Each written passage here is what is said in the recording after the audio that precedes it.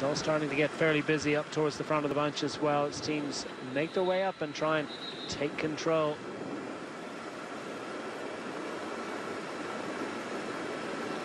And, it's been out with the nail clippers, haven't they? They've got those gardens and those hedges looking perfectly manicured and pruned to perfection.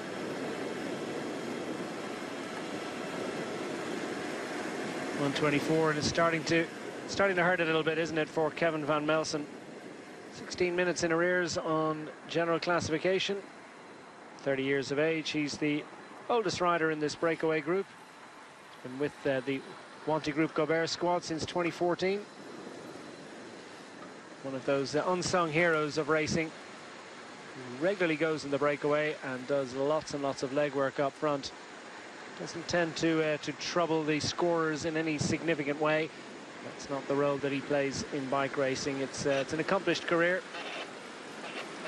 It's not one peppered with big results in races, and there are riders like that. They can have a long career and not really ever get involved in the race for the win. I wonder, can Van Melsen get involved today? At the moment, it looks like with inside a minute and a half advantage, it's going to be tough. But riders, they often don't get the credit that they deserve, do they, for the work that they do and the way that the racing is organised, the way that modern-day bike racing is organised. Points are so important, so results are important for riders to get contracts, even if they are fundamentally in a domestic role. Yeah, there's a lot of pressure on World Tour points, but there are so many riders out there, one of them being Manuel Quinziato as well, for BMC, just seeing the right-hand side. And he's the sort of rider that is a stalwart of a team. He'll sit in the wind pretty much all day for his leader.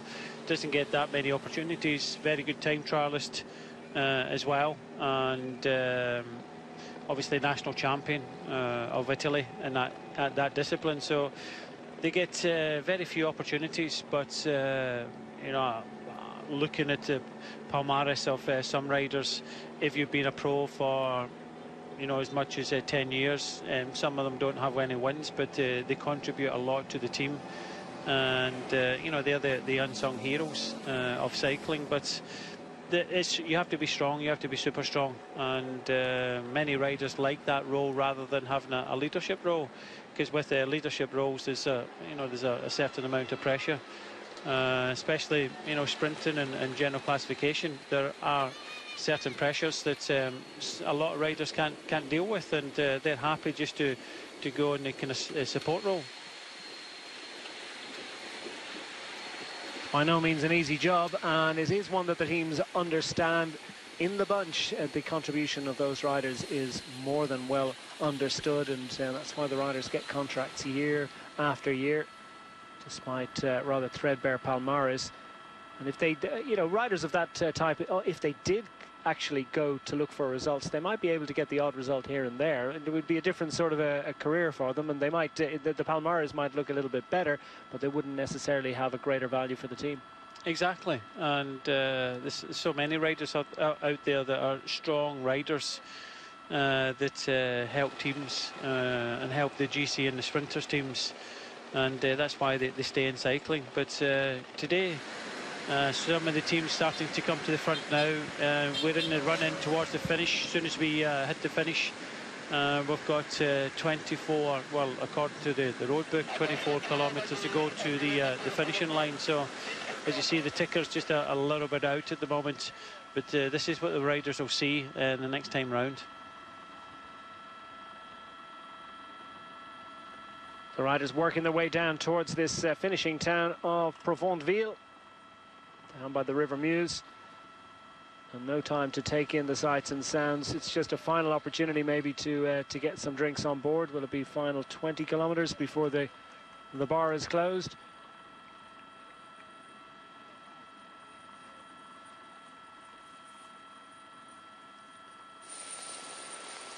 No, it's a puncture there actually. Yeah, no, it's just should be closed by this point. That's Nicolas Maas, and he is a rider of considerable strength. A big unit. He is very much in the mould of the tough, hard Belgian roadman.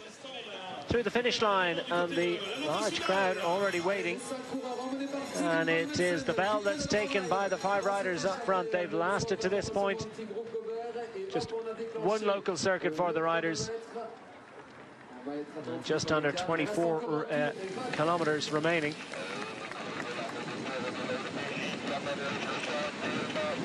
So the teams and the riders will have attempted to take in as best they can exactly the way that the finish operates. For all that, though, it tends to be a very, very different road that's presented to them when they're absolutely racing pell-mell, when they're absolutely flat chat.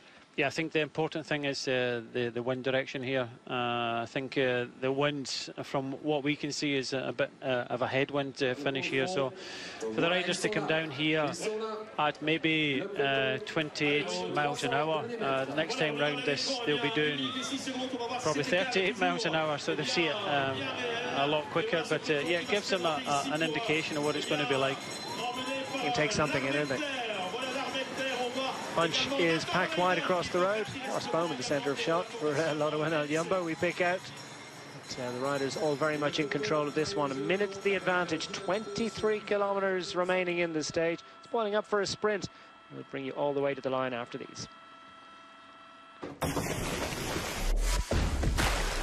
It's under 22 kilometres remaining in the stage. Lotto Soudal have control of the front of the peloton. They're getting plenty of assistance, and indeed they have done of late, as the riders in the main peloton make their way onto the foot of this finishing climb, this final classified climb of the day, final one of two. So it's very much a day that's been lined up for the sprinters.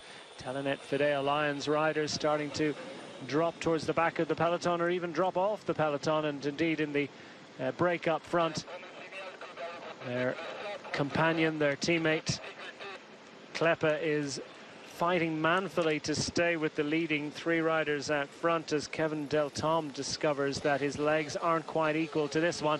And the combativity award, well, it's likely to go to one of these five riders, and surely it'll be one of the riders that survives the longest. I can tell you Siskevicius won this award yesterday, so he is the combativity award winner from stage 3. Could it be that he'll be taking a similar prize for stage 4, as we had problems for Direct Energy? It's surely not Concard, is it? No, it's Maurice. It might have been Maurice that just found himself unshipping his chain on the climb. They have just gone from big ring to small ring. Yeah, that's the complete case. Sometimes these things happen, and unfortunately he'll have to chase to get back up. But yeah, we're on the climb. This is the last categorised climb. We go down a quick descent and then back up another climb. You can just see Reinders pushing past now. These are the strongest riders in the front group. The gap coming down to 42 seconds now. Inside the last 21 kilometres now. But you know, it's still going to be very difficult for these riders to stay away. Now that Lotto Soudal and the Red, the World Tour team, are starting to put pressure on, they want to try and make it as difficult as possible, and maybe shed a few of the sprinters, make it as difficult, because they do have Tosh van der Sand, who can sprint very well. But it's De Bie at the front, Sean De Bie setting the tempo here. As he is wont to do, as he very much enjoys, but it's not going to prevent an attack or two as riders take their chances off the front. Is this an attack to try and sprint across, to make it across to the riders up front? Looks like the Aqua Service squad are keen to get involved in the hunt, as they see perhaps he's picking up riders from the that are being dropped, and just notice that the break are close ahead now. It's not going to be too long before they're retained. Is just 20 kilometers remaining in this stage. Well, it was a stage that was set up very much to be a bunch finish. At the moment it's looking in similar fashion, in similar vein, but the Aqua Service team, well, they've come to race, not have a rider that's expected to feature in the bunch sprint, so putting riders up the road is probably the way to play it. Yeah, and also this is a very young team, and I think all of them are young. De Winter now is a rider trying to go away, and sometimes when you're in front and you feel good, you want to attack, you know, you learn a little bit about yourself. Probably maybe the wrong time to do it. You see the riders just fanning across the road behind them, but they can see that some of the remnants of the breakaway in front, and obviously wants to get involved with the action.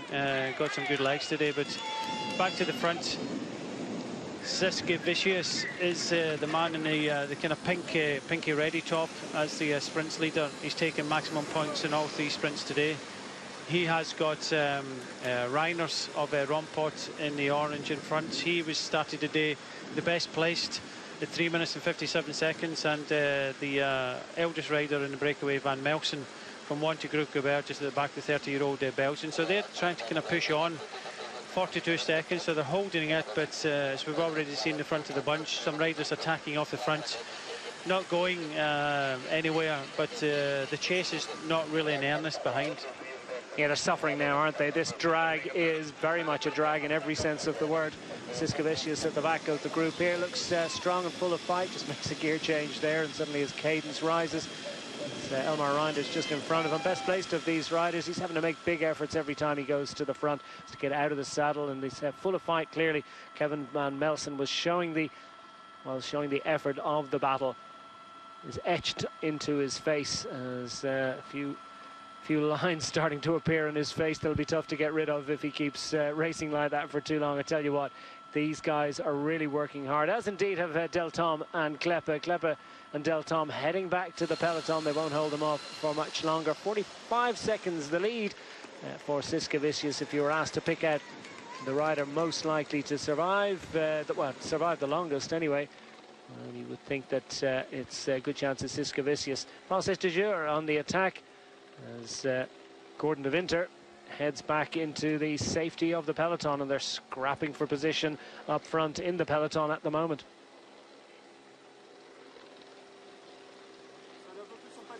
Less than 18 kilometers remaining. The attacks are coming out of the bunch to try and chase down this this breakaway group up front. Jan Le Bon, well, he knows exactly what his best chance is, and indeed Francis de Jure don't have an established sprinter that's likely to challenge here, so it's probably the right play for the French squad as the peloton behind.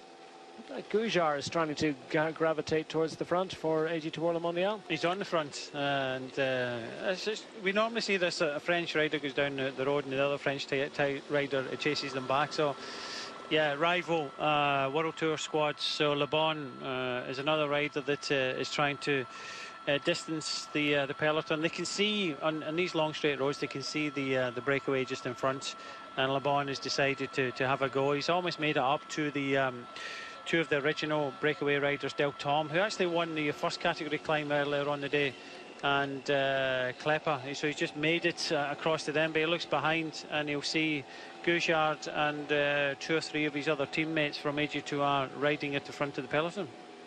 So AG2R, is it to chase down this man Johan Le Bon, or are they perhaps looking to present Samuel de Moulin into perfect position, as Johan Le Bon offers Kleppe a little bit of an opportunity to stay out front for a little while longer, and the young Belgian cyclocross rider is, well, he's grateful for the opportunity and he's going to show his fighting qualities. So the thing is with AG2R, they've got a couple of options. They came close yesterday with Gouchard, but they do have Sam de Moulin, but they also have Bagdonis, the Lithuanian rider, as well for their sprint. So we'll wait and see what develops, but while this is going on behind, in front, these 3 riders are still trying to hang out there with a very slender advantage. Yeah, just 7 seconds for that group of 2 riders out front of the peloton. Johan Le Bon, who's arrived up to assist Kleppe. Meanwhile, these 3 riders up front with Kevin Van Melsen on the front of them for the Wanty-Group Gobert squad. The 30-year-old Belgian, 16 minutes and 7 seconds in arrears on general classification. But these 3 riders really a threat. Elmar Reinders at 3 minutes and 57 seconds back is not really a threat. Certainly not a threat at this moment as we come down to just over 16 kilometers remaining. Provence-Ville beckons for the 3 out front. The 2 chasers are hanging on manfully. And Le Bon, well, does he believe that he can hold off the peloton? It's an interesting attack. Is it an attack that would have been planned by Francis de Jure? I don't think so. I think it's just a case of heavy feel goods. Looking at Francis de Jure, I've not really marked a sprinter for them, so it's just an opportunity to maybe not get a sprinter that can beat some of the other sprinters in here, and they're just looking for opportunities. And I know that you know, they've got one rider, Rue, who's 1 minute and 57 seconds, but the rest of the riders are, you know, 8 minutes and even more down in the general classification. So they don't have any real out-and-out sprinter. They don't have any out-and-out GC contender. So they're just looking for their own kind of opportunities. So those two riders, Kleppa's finally back in the peloton after well, the vast majority of the race out front. While Le Bon, it was a short-lived attack. He's going to try and stay on the front and cover the next move as AG Le Mondial continue to try and control the white jersey of leader of the mountains competition well to the fore, but Alexis Couillard is not thinking about his own interests. He's trying to set something up. Will it be for Gediminas Bagdonis, or will it be for Samuel Dumoulin, the diminutive veteran sprinter? Just a little moment where Reinders finds himself a few bike lengths behind. Siskevicius continuing to drive this along, and it's a welcome descent for the riders. They struggle to keep up with the pedals, and a little bit of a technical fast left-hander into a right-hander, and they took that one well. Yeah, fast. You know, you had to be very careful there, and all three get round there pretty well. But yeah, they're giving it all they've got to try and stay away. Still hovering around the 30-second mark as the World Tour team of AG2R tried to bring them back for a sprint finish. Well, that's what has happened at the back of the peloton, as riders are absolutely scrapping manfully to stay in control. And De Winter, well, it's not so long since he was off the front, finds himself on the back. Yeah, that's often the case where you make a big effort, you feel good. There's a lull in the peloton, you attack, and then all of a sudden you get brought back and you don't feel so good, and you find yourself on the back. But yeah, it's a young team. They're just learning a little bit about racing at this type of level, and I'm sure he's got a good future ahead of him if he learns from some of his mistakes. Yeah, a chastening moment, but well, he's still very much in the peloton, so good effort from Gordon De Winter.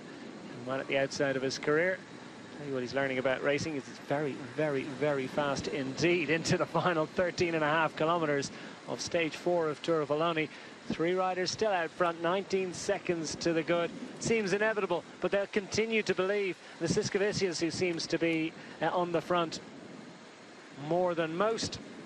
When he's on the front, he drives away and opens up another couple of seconds lead over the peloton behind. Still no total control being displayed by any one squad. Just groups of riders gravitating towards the front, and then after a couple of minutes then they drop back again. So no team is yet able to take control, and with so few World Tour teams involved, it's perhaps not surprising.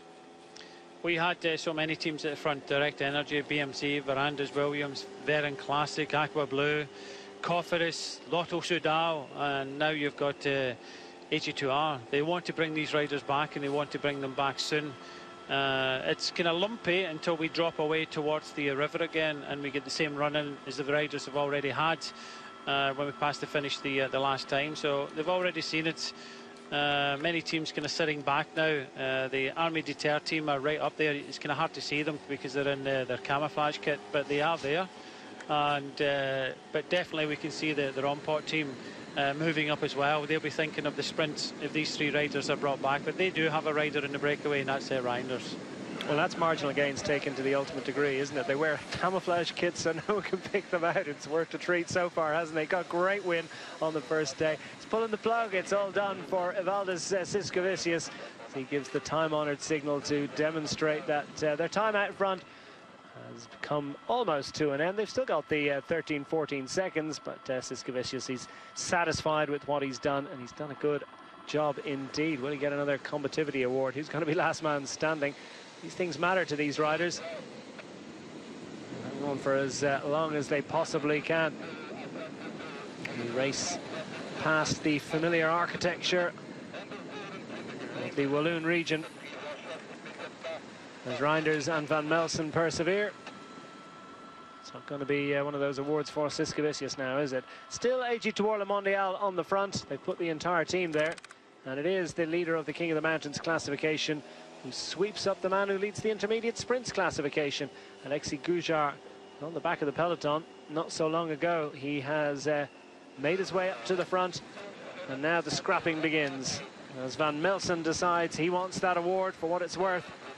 It is worth some money, and it's an element of prestige here. Called to the podium, and it looks as if he's won it too, because Reinders had a long day in the lead of this race, almost well, more than 150 kilometers of racing out front in a 2HC UCI Europe Tour category race. Tour of Wallonie. Stage 4 is boiling to a conclusion. It's the bunch gallop that we expected. Reinders is not going to be involved. Will the Rompot Nederlandse squad, all Dutch lineup, have a rider to race to glory today? Perhaps Koen Vermeltvoort can do a job. Van Melsen perseveres. And he's done a job for Wanty Group Gobert. He's been out front all day, so they haven't had to do any work. They've had no responsibility. They still very much have the right among the peloton, as if it was required, the unspoken right to sprint. This is the way they race. We've seen that during the Tour de France as well, that they're willing to go out there and race, get in the breakaways, sometimes when nobody else wants to join them. But he's trying to hang on to a very slender advantage, 10 seconds with just over 10 kilometers to go. But looking at their team, they have got possibly an option with De Haes. So, you know, they'll be looking to not only you know, have that rider on a breakaway, they do have another option for the sprints coming in just over 10 kilometers time. So we're down to the final 10 kilometers of racing on stage 4 of Tour of Wallonie. Is Kevin Van Melsen the lone remaining rider from the 5 that ventured forth at the beginning of this stage. He's the only one left, and he's still full of fight, still pushing hard, but not for much longer. Into single figures in seconds, the amount of his advantage. And the peloton, the baying pack, is looming large in his rearview mirror.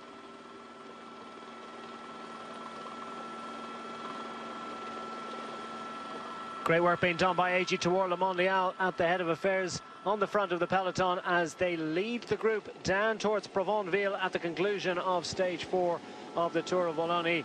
They're going to set up for Samuel Dumoulin at the back of the group. Well, we will see. They certainly have ambition in this stage, as one lone raider from the quintet out front for most of the afternoon.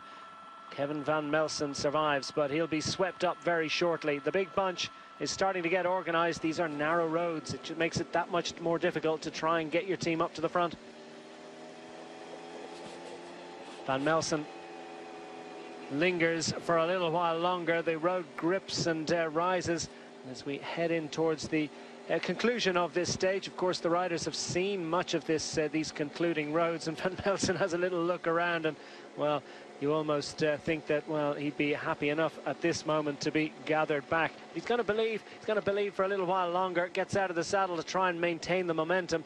Van Melsen pushes on for a little while longer. The oldest rider in the group of 5 that went clear at 30 years of age. So got plenty of years and plenty of fight in those legs. WB Veron Classic, well, we saw them on the front doing a certain amount of chasing earlier on, and now they're getting involved in the counterattacks. Yeah, it's a strange one that when you ride on the front, you're riding on the front to bring it back for a sprint or bring the breakaway back to give themselves options. And now they're trying to go on the attack. You can just see Pim Lichtard just behind for Rompot as well. So this is a hard attack. This is sort of an attack that Pim Lichtard likes to do. Former Dutch champion, and he's finding it really difficult to go with the Veron Classic rider in the front. Well, it'd be a useful one if Lichtard can do it, because Pim Lichtard is 5th overall. He's 44 seconds back. If he managed to pinch a few seconds and also took some bonus seconds on the line, well, it'll be a very useful move indeed, and that would pay dividends. As we see, is this Kevin Ista that's managed to just go a little bit away from the peloton, but for how much longer? 8.7 kilometers remaining. It's a narrow advantage. Another two riders, just a little bit of a counter-attack. So for all that AG Tour Le Mondial were doing a great job of sweeping up the early move, and for all indeed that they have that peloton in very much lined out, well, this is a strong move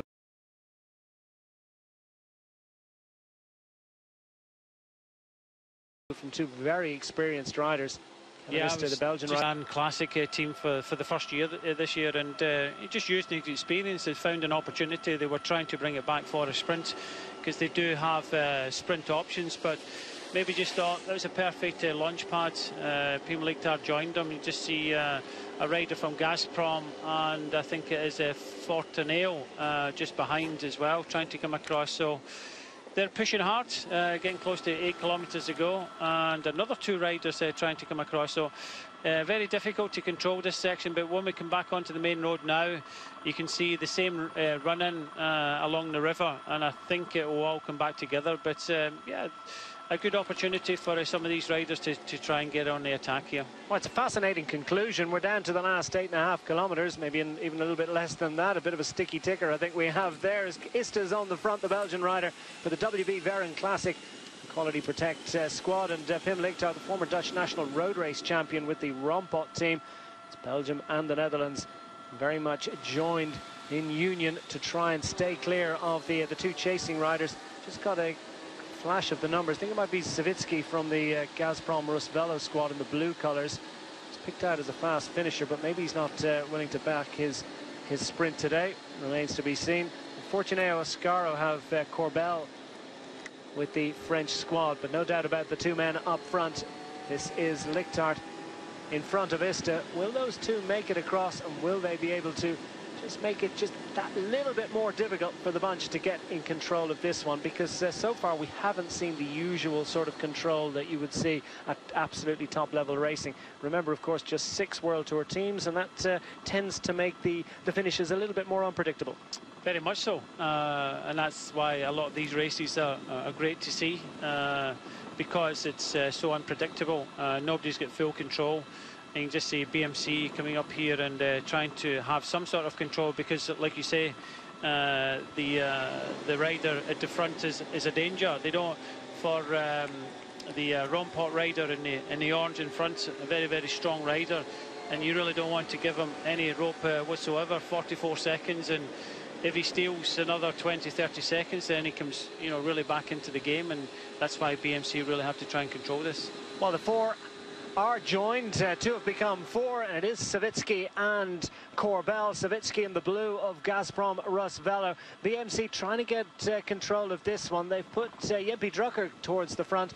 Surely he won't be doing the riding. One would expect that they'll be setting up for Jempi Drucker. He is the most accomplished sprinter in the BMC racing lineup. We've just lost the pictures at a critical moment. It is frustrating, isn't it? What is going to be revealed when they make it through to the finish line in just over 5 kilometers time? Those 4 riders out front doing a great job of holding off the peloton, but for how much longer? We wait with bated breath to find out what will be revealed. Well, they still are together, and they still are out front as they come inside 5 kilometers. Well, that bunch are starting to get their skates on, starting to get organised. That's going to be a source of concern for them. No surprise that it's the BMC squad that are taking this one up. That's Habo from Veren Classic, a quality squad. They'll be much more interested in Kevin Ista up front to see can he possibly, well, he's finding himself a little bit distanced from those other 3 riders, and he looked so strong when he kicked off this attack and made it really difficult for Pim Lichtar to get across to him. Well, he's managed to make the junction once more, but 4,400 meters remaining, and the bunch just a handful of seconds behind.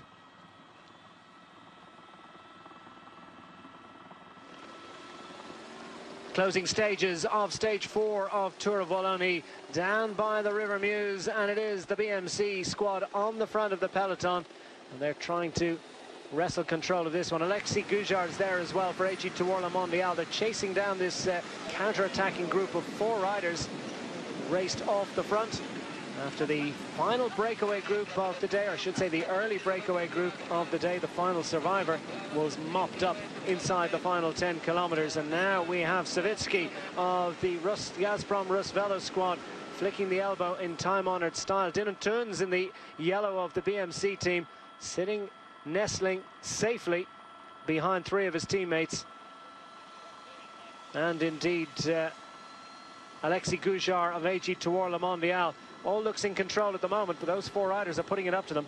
Yeah, strong quartet in front. They're giving everything they can, and I don't think they're going to manage to hang on, because we can see that BMC have put pretty much the whole team.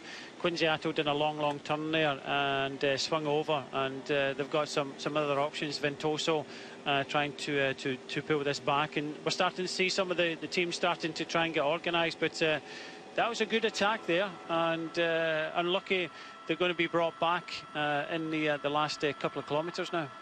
Yeah, riders starting to peel off the front.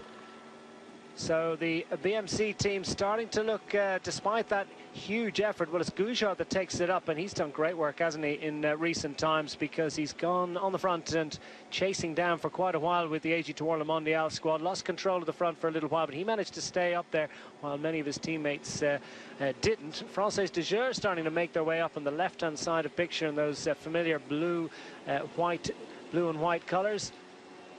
Goujar will see that, the leader of the mountains classification, on the front, but now we start to see the teams crowding around him. He pulls off, that's as much as he can do, but it's been a brave effort, it's been a worthy effort. The Team Lotto NL Jumbo team taking it up in the middle in the red colours with the black helmets. Well, that's Team Cofidis. Cofidis Solutions of Hofstadter, or perhaps Jonas van Genechten. Who will it be for the French registered team? Will it be the Dutchman Jonas van Genechten or Hofstadter, who already has a top 10 finish on stage 2 and is himself an accomplished finisher in the flat sprints, and it is substantially and for the most part a flat finish. Yeah, very much so. We're coming up to 2 kilometres to go now. Cofidis in the red towards the front. The yellow is the third division team, Veran Classic, and you can just see Lotto Soudal in the red and the white just in the right hand side. Also in the blue, a little bit of kind of pushing there. Stein de Volder trying to look after Timothy Dupont, but really messy as we see the team of Lotto Soudal and Tosh van der Sand coming right up now. Well, Lotto Soudal already have a win this week, courtesy of Jesper de Boist, who won the second stage in fine fashion. He led in a group, although that was a very tough rolling stage, but clearly in good form as he got the sprinty, speedy finish amongst an even bigger group today. Dylan Tunes is not far from the front. He's maintaining a watching brief and keeping himself in good order, and he wants to stay well up towards the front. Tunes doesn't want to get caught out by any splits here. No, he doesn't, but we've got a rush up in the right-hand side from Lotto NL Jumbo in the yellow. And, yeah, it's going to be a very, very messy sprint now. Looks like Hofland is up there for Lotto Soudal in the red, but it's the other Lotto team, Lotto Soudal in the yellow, trying to control things at the front, and they'll be thinking of potential win here by the likes of Lobato. JJ Lobato already has a top 10 finish this week in this stage race, so that would be the expectation that they would go with the Spaniard with the Dutch registered squad. They've got 3 on the front at the moment. Now comes the other Lotto team, the Lotto Soudal squad in the red and white. It's the Belgian lottery versus the Dutch lottery at the moment as they start to launch close to the line. We've got riders trying to infiltrate from Aqua Blue Sport. Fortuneo also trying to get in amongst them, and we also see Brian Kukar, I think, got picked out for the Direct Energy team as they're inside the final 300 metres. Going for the line is Team Rompot as well, and could this be Blythe trying to move up for the Aqua Blue Sports squad? Going to the line, who's going to get it? Could be a famous victory for the Aqua Blue Sports squad. They throw it at the line, and it looks to me as if Jeppe Drucker for the Team BMC team has just about managed to edge up on the right hand side. Came with an 8 late run, nicely timed. Looked like Adam Blythe for the Aqua Blue Sport team just could have had his heart broken at the end there, but what a great finish. And what a finish that was in doubt all the way to the line. Aqua Blue Sport looked as if they could well get that victory, and they're asking themselves amongst the BMC team, can it be that Jempi Drucker has come and taken the victory? The camera picks him out. Let's get a look at this one again from overhead, Brian. Yeah, it was led out by Labato on the left-hand side, Adam Blythe down the middle. You can just see no one else had any room to move. But I think in the throw there, Jempi Drucker on the right-hand side just took it there from Adam Blythe, and it was that Van Genechten. It was just coming in there very late for Cofidis. But yeah, you can just see the from the photo finish, Drucker, Adam Blythe, Van Genechten over the far side, and Labato in fourth place. Well, now he celebrates. He knows it for sure. Well, I'm sure he felt it at the time, and he celebrates with the man who is the yellow jersey and the man who took the stage win yesterday, his teammate. It's 2 wins in succession for Team BMC. They have broad beaming smiles as well. They might. Miles Scottson comes up to give congratulations to big Jempi Drucker. Jean-Pierre Drucker to give him his full title, and Adam Blythe, former British road race champion, up the middle of the road, led that sprint for quite a way. See Jonas Van Genechten starting to appear on the right-hand side of picture. The throw at the line from all 3 riders, but Drucker had the momentum. Yeah, good sprint from Adam Blythe there, got himself in the right place. In fact, I saw him